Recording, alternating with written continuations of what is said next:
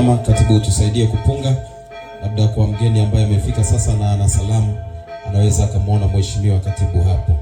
Wawamwa yule ambaye ameandaliwa kwa ajili ya kutoa salamu nimkaribishe.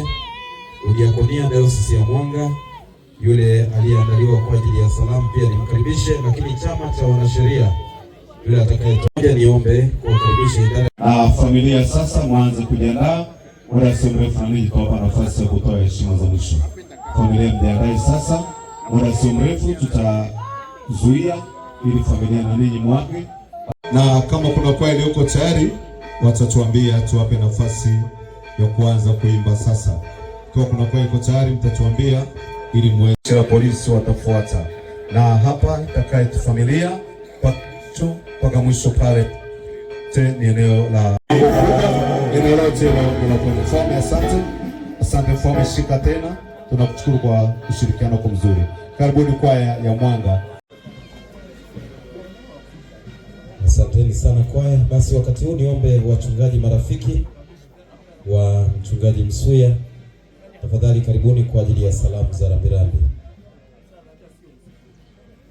Yule ambaye ameteuliwa kwenye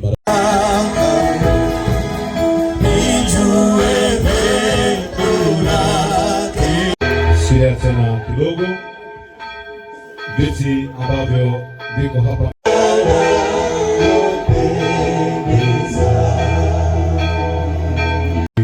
la chini pale, kama alivyokumbusha MC namba 2, bado katibu mkuu yuko hapa mbele.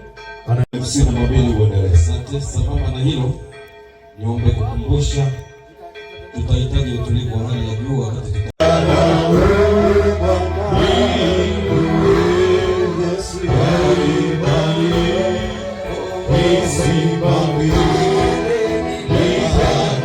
baada niliporudi mahali pa kuketi. Kabla ya kuketi, soma lebo itakuelekeza mahali ambapo unatakiwa kuketi. Sisi ndio tukuta tayari.